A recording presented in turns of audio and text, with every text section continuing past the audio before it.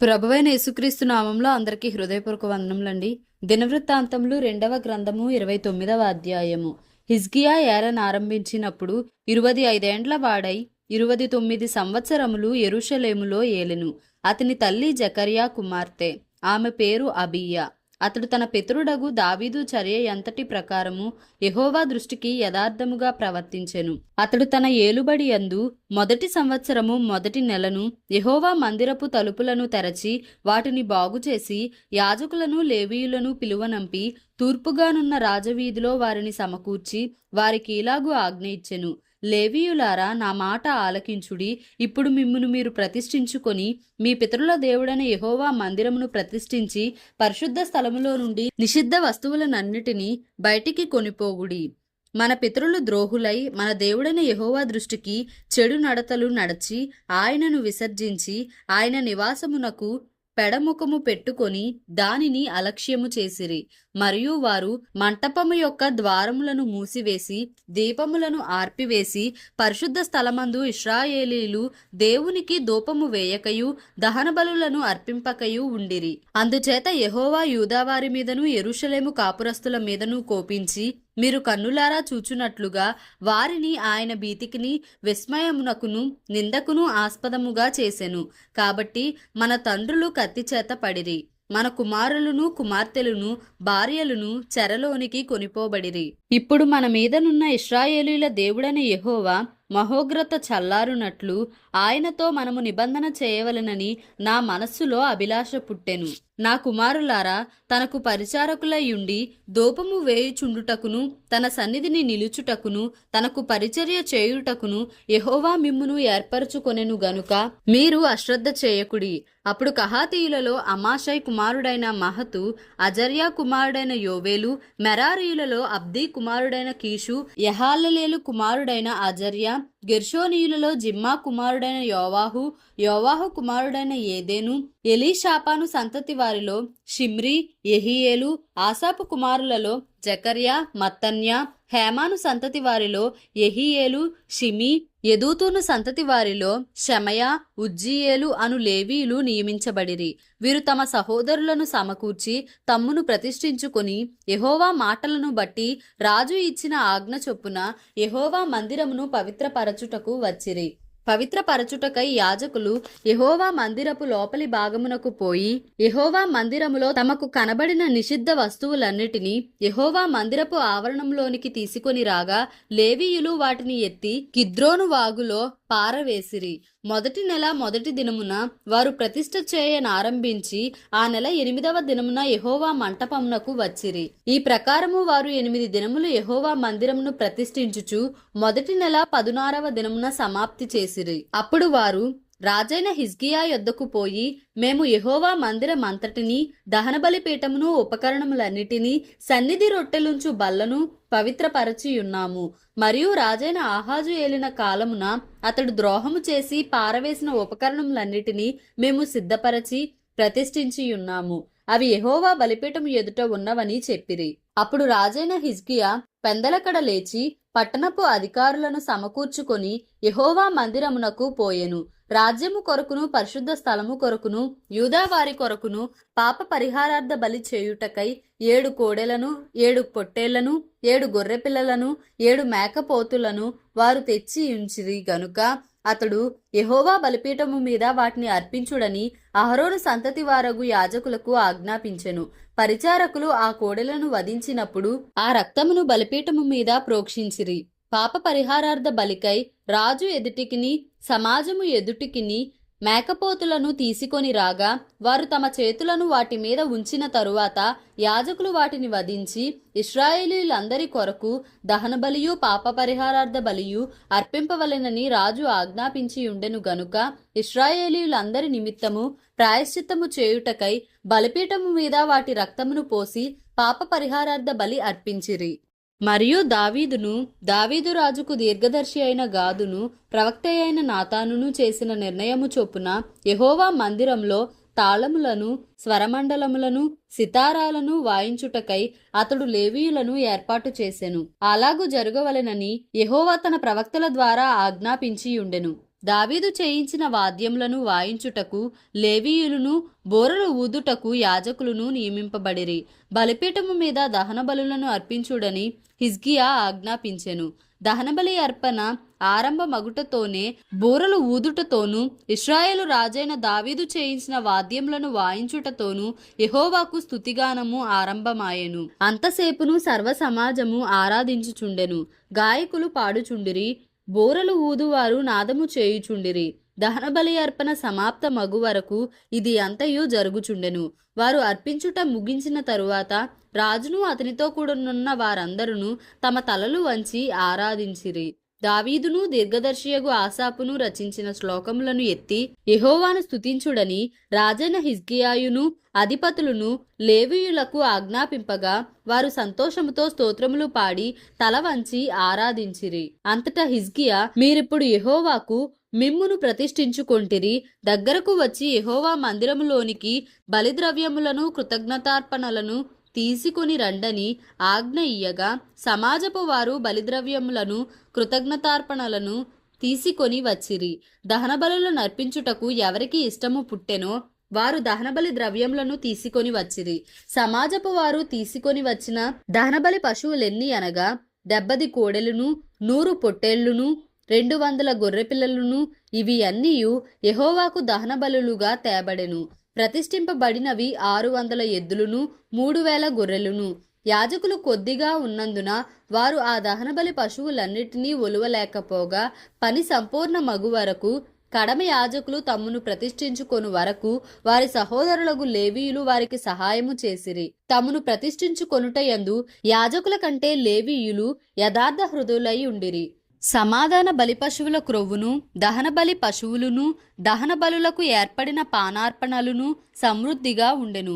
ఇలాగున యెహోవా మందిర సేవ క్రమముగా జరిగెను.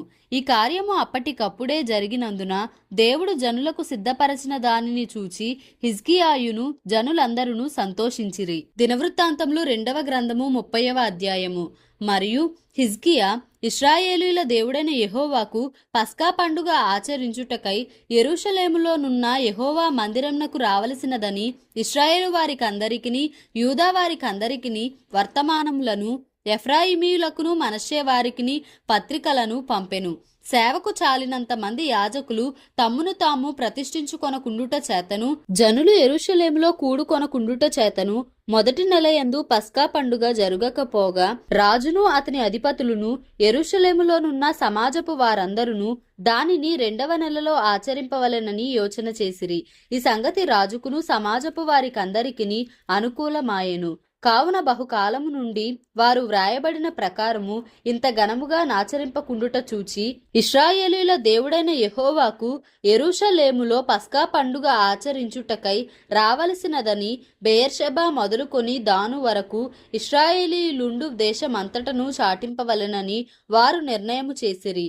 కావున అంచెవాండ్రు రాజునొద్దను అతని అధిపతుల యొద్దను తాకీదులు తీసుకొని యూదా ఇశ్రాయేలు దేశములందంతటా సంచరించి రాజాజ్ఞను ఇలాగు ప్రచురము చేసిరి. ఇశ్రాయేలు వారలారా, అబ్రహాము, ఇస్సాకు, ఇశ్రాయేలుల దేవుడైన యెహోవా వైపు తిరుగుడి. మీరు తిరిగిన ఎడల మీలో అష్షూరు రాజుల చేతిలో నుండి తప్పించుకుని శేషించిన వారి వైపు ఆయన తిరుగును. తమ పితరుల దేవుడైన యెహోవా ఎడల ద్రోహముగా ప్రవర్తించిన మీ పితరుల వలెను, మీ సహోదరుల వలెను మీరు ప్రవర్తింపకుడి. వారి ప్రవర్తన ఎట్టిదో మీకు అగపరచవలెనని ఆయన వారిని వినాశనమునకు అప్పగించెను. మీ పితరుల వలె మీరు అవిధేయులు గాక యెహోవాకు లోబడి ఆయన శాశ్వతముగా పరిశుద్ధపరచిన ఆయన పరిశుద్ధ మందిరంలో ప్రవేశించి మీ దేవుడైన యెహోవా మహోగ్రత మీ బీదు నుండి తొలగిపోవునట్లు ఆయనను సేవించుడి. మీరు యెహోవా వైపు తిరిగిన ఎడల మీ సహోదరుల ఎడలను, మీ పిల్లల ఎడలను చెరతీసుకొని పోయిన వారికి కనికరము పుట్టును. వారు ఈ దేశమునకు తిరిగి వచ్చెదరు. మీ దేవుడైన యెహోవా కరుణా కటాక్షములు గలవాడు గనుక మీరు ఆయన వైపు తిరిగిన ఎడల ఆయన మీ యందు ప్రసన్నుడగును. అంచెవాండ్రు జెబూలూను దేశము వరకును, ఎఫ్రాయిము మనష్షేల దేశములలోనున్న ప్రతి పట్టణమునకును పోయిరి గాని అచ్చటి వారు ఎగతాళి చేసి వారిని అపహసించిరి. అయినను ఆషేరు, మనష్షే, జెబూలూను దేశముల వారిలో నుండి కొందరు కృంగిన మనస్సుతో యెరూషలేమునకు వచ్చిరి. యెహోవా ఆజ్ఞను బట్టి రాజును అధిపతులను చేసిన నిర్ణయమును నెరవేర్చుటకై యెహోవా ఆజ్ఞను బట్టి రాజును అధిపతులను చేసిన నిర్ణయమును నెరవేర్చునట్లు యూదాలోని వారికి మనస్సు ఏకము చేయుటకై దేవుని హస్తము వారికి తోడ్పడెను. కావున 2వ నెలయందు పులియని రొట్టెల పండుగ ఆచరించుటకై అతి విస్తారమైన సమాజముగా బహుజనులు యెరూషలేములో కూడిరి. వారు దాని చేపట్టి యెరూషలేములోనున్న బలిపీఠములను ధూపపీఠములను తీసివేసి కిద్రోను వాగులో వాటిని పారవేసిరి. 2వ నెల 14వ దినమున వారు పస్కా పశువును వధించిరి. యాజకులను లేవీయులను సిగ్గునొంది తమ్మును ప్రతిష్ఠించుకొని దహనబలి పశువులను యెహోవా మందిరములోనికి తీసుకొని వచ్చిరి. దైవజనుడైన మోషే నియమించిన ధర్మశాస్త్రములోని విధిని బట్టి వారు తమ స్థలమందు నిలువబడగా యాజకులు లేవీయుల చేతిలో నుండి రక్తమును తీసుకొని దానిని ప్రోక్షించిరి. సమాజకులలో తమను ప్రతిష్ఠించు కొనని వారనేకులుండుట చేత యెహోవాకు వాటిని ప్రతిష్ఠించుటకై ప్రతిష్ఠించు కొనని ప్రతివాని నిమిత్తము పస్కా పశువులను వధించు పని లేవీయులకు అప్పగింపబడెను. ఎఫ్రాయిము, మనష్షే, ఇశ్శాకారు, జెబూలూను దేశముల నుండి వచ్చిన జనులలో చాలా మంది తమ్మును తాము ప్రతిష్ఠించు కొనకయే విధి విరుద్ధముగా పస్కాను భుజింపగా హిజ్కియా పరిశుద్ధ స్థలము యొక్క శుద్ధీకరణము చొప్పున తన్ను పవిత్ర పరచు కొనకయే తన పితరుల దేవుడైన యెహోవాను ఆశ్రయింప మనస్సు నిలుపుకొనిన ప్రతి వాని నిమిత్తము దయగల యెహోవా ప్రాయశ్చిత్తము చేయునుగాక అని ప్రార్థింపగా యెహోవా హిజ్కియా చేసిన ప్రార్థన అంగీకరించి జనులను స్వస్థపరచెను. యెరూషలేములోనున్న ఇశ్రాయేలు వారు బహు సంతోషభరితులై పులియని రొట్టెల పండుగను 7 దినములు ఆచరించిరి. లేవీయులను యాజకులను యెహోవాను గణపరచుచు గొప్ప నాదము గల వాద్యములతో ప్రతి దినము ఆయనను స్తుతించుచూ ఉండిరి. యెహోవా సేవయందు మంచి నేర్పరులైన లేవీయులందరితో హిజ్కియా ప్రీతిగా మాటలాడెను. వారు సమాధాన బలులు అర్పించుచు తమ పితరుల దేవుడైన యెహోవా దేవుడని ఒప్పుకొనుచు 7 దినములు పండుగ ఆచరించిరి. యూదా రాజైన హిజ్కియా సమాజపు వారికి బలి అర్పణల నిమిత్తము 1000 కోడెలను 7,000 గొర్రెలనిచ్చుటయు అధిపతులు 1000 కోడెలను 10,000 గొర్రెలనిచ్చుటయు బహుమంది యాజకులు తమ్మును తాము ప్రతిష్ఠించుకొనుటయు సమాజపు వారందరూ చూచినప్పుడు మరి 7 దినములు పండుగ ఆచరింపవలనని యోచన చేసుకొని మరి 7 దినములు సంతోషముగా దాన్ని ఆచరించిరి. అప్పుడు యాజకులను లేవీయులను యూదా వారిలో నుండి ఇశ్రాయేలు వారిలో నుండి వచ్చిన సమాజపు వారందరూ ఇశ్రాయేలు దేశములో నుండి వచ్చి యూదాలో కాపురమున్న అన్యులను సంతోషించిరి. యెరూషలేము కాపురస్తులకు మిక్కిలి ఆనందము కలిగెను. ఇశ్రాయేలు రాజును దావీదు కుమారుడునైన సొలొమోను కాలమునకు తరువాత ఈలాగున జరిగి ఉండలేదు. అప్పుడు లేవీయులైన యాజకులు లేచి జనులను దీవింపగా వారి మాటలు వినబడెను. వారి ప్రార్థన ఆకాశముననున్న పరిశుద్ధ నివాసమునకు చేరెను. దినవృత్తాంతములు 2వ గ్రంథము 31వ అధ్యాయము. ఇదంతయు సమాప్తమైన తరువాత అక్కడనున్న ఇశ్రాయేలు వారందరూ యూదా పట్టణములకు పోయి యూదా దేశమంతటను బెన్యామీను, ఎఫ్రాయిము, మనష్షే దేశములయందంతటను ఉన్న విగ్రహములను నిర్మూలము చేసి దేవతా స్తంభములను ముక్కలుగా నరికి ఉన్నత స్థలములను బలిపీఠములను పడగొట్టిరి. తరువాత ఇశ్రాయేలు వారందరూ తమ తమ పట్టణములలోనున్న తమ తమ స్వాస్థ్యములకు తిరిగి వెళ్ళిరి. అంతటా హిజ్కియా ఎవరి సేవా ధర్మము వారు జరుపుకొనున్నట్లుగా యాజకులను వరుసల ప్రకారముగాను లేవీయులను వారి వారి వరుసల ప్రకారముగాను నియమించెను. దహన బలులను సమాధాన బలులను అర్పించుటకును సేవను జరిగించుటకును కృతజ్ఞతాస్తుతులు చెల్లించుటకును యెహోవా పాళెపు ద్వారముల యొద్ద స్తుతులు చేయుటకును యాజకులను లేవీయులను నియమించెను. మరియు యెహోవా ధర్మశాస్త్రమునందు వ్రాయబడి ఉన్న విధిని బట్టి జరుగు ఉదయాస్తమయముల దహన బలులను విశ్రాంతి దినములకును అమావాస్యలకును నియామక కాలములకును ఏర్పడి ఉన్న దహన బలులను అర్పించుటకై తనకు కలిగిన ఆస్తిలో నుండి రాజు ఒక భాగమును ఏర్పాటు చేసెను. మరియు యెహోవా ధర్మశాస్త్రమును బట్టి యాజకులను లేవీయులను ధైర్యము వహించి తమ పని జరుపుకొనున్నట్లు ఎవరి భాగములను వారికి ఇయ్యవలసినదని యెరూషలేములో కాపురమున్న జనులకు అతడు ఆజ్ఞాపించెను. ఆ యాజ్ఞ వెల్లడి ఎగుట తోడనే ఇశ్రాయేలీలు ప్రథమ ఫలములైన ధాన్య ద్రాక్ష రసములను నూనెను తేనెను సస్య ఫలములను విస్తారముగా తీసుకొని వచ్చిరి. సమస్తమైన వాటిలో నుండి 10వ వంతులను విస్తారముగా తీసుకొని వచ్చిరి. యూదా పట్టణములలో కాపురమున్న ఇశ్రాయేలు వారును యూదా వారును ఎద్దులలోను గొర్రెలలోను 10వ వంతును తమ దేవుడైన యెహోవాకు ప్రతిష్ఠితములైన వస్తువులలో 10వ వంతును తీసుకొని వచ్చి కుప్పలుగా కూర్చిరి. వారు 3వ మాసమందు కుప్పలు వేయనారంభించి 7వ మాసమందు ముగించిరి. హిజ్కియాయును అధిపతులను వచ్చి ఆ కుప్పలను చూచి యెహోవాను స్తుతించి ఆయన జనులైన ఇశ్రాయేలీయులను దీవించిరి.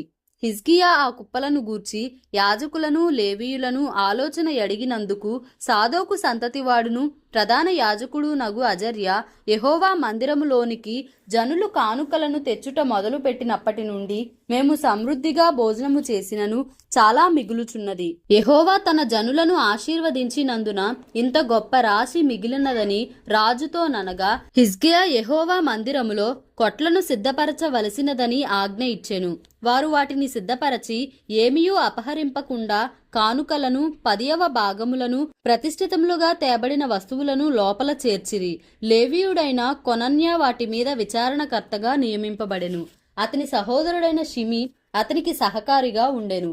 మరియు యెహీయేలు, అజజ్యాహు, నహతు, అషాహేలు, యెరీమోతు, యోజాబాదు, ఎలీయేలు, ఇస్మక్యాహు, మహతు, బెనాయాలను వారు రాజైన హిజ్కియా వలనను దేవుని మందిరమునకు అధిపతి అయిన అజర్యా వలనను తాము పొందిన ఆజ్ఞ చొప్పున కొనన్యా చేతి క్రిందను అతని సహోదరుడగు షిమీ చేతి క్రిందను కనిపెట్టు వారై ఉండిరి. తూర్పు తట్టు ద్వారము నొద్ద పాలకుడును ఇమ్నా కుమారుడు నగు లేవీయుడైన కోరే యెహోవా కానుకలను అతి పరిశుద్ధమైన వాటిని పంచిపెట్టుటకు దేవునికి అర్పింపబడిన స్వేచ్ఛార్పణల మీద నియమింపబడెను. అతని చేతి క్రింద ఏదెను, మిన్యామీను, యేషూవా, షమయ, అమర్య, షెకన్యా అనువారు నమ్మకమైన వారు గనుక యాజకుల పట్టణములందు పిన్న పెద్దలైన తమ సహోదరులకు వంతుల చొప్పున భాగములిచ్చుటకు నియమింపబడిరి. ఇదియుగాక గోత్రములలో 3 సంవత్సరములు మొదలుకొని అంతకు పై వయస్సు గలవారై జనసంఖ్య సరిచూడబడిన మగవారికందరికిని వంతుల చొప్పున సేవ చేయుటకై ప్రతి దినము యెహోవా మందిరములోనికి వచ్చువారందరికిని 20 సంవత్సరములు మొదలుకొని అంతకు పై వయస్సు గలవారై వంతుల చొప్పున సేవ చేయుటకు తమ తమ పితరుల వంశముల చొప్పున యాజకులలో సరిచూడబడిన లేవీయులకు అనగా నమ్మకమైన వారై తమ్మును ప్రతిష్ఠించుకొనిన లేవీయులకును తమ పిల్లలతోనూ భార్యలతోనూ కుమారులతోనూ కుమార్తెలతోనూ సమాజమంతటను సరిచూడబడిన వారికిని ఆయా పట్టణములకు చేరిన గ్రామములలోనున్న అహరోను వంశస్థులైన యాజకులకును వంతులు ఏర్పరచుటకు వారు నియమింపబడి ఉండిరి. పేళ్ల చేత చెప్పబడిన ఆ జనులు యాజకులలో పురుషులకందరికిని లేవీయులలో వంశముల చొప్పున సరిచూడబడిన వారికందరికిని వంతులు ఏర్పరచుటకు నియమింపబడిరి. హిజ్కియా యూదా దేశమంతటను ఇలాగున జరిగించి తన దేవుడైన యెహోవా దృష్టికి అనుకూలముగాను యథార్థముగాను నమ్మకముగాను పనిచేయుచూ వచ్చెను. తన దేవుని ఆశ్రయించుటకై దేవుని మందిర సేవ విషయమందేమి, ధర్మశాస్త్ర విషయమందేమి, ధర్మమంతటి విషయమందేమి తాను ఆరంభించిన ప్రతి పని అతడు హృదయపూర్వకముగా జరిగించి వర్ధిల్లెను. దేవుడి పరిశుద్ధ వాక్యంను మన వినికిడిలో దీవించి ఆశీర్వదించునుగాక. Amen. Please like, share and subscribe for more videos.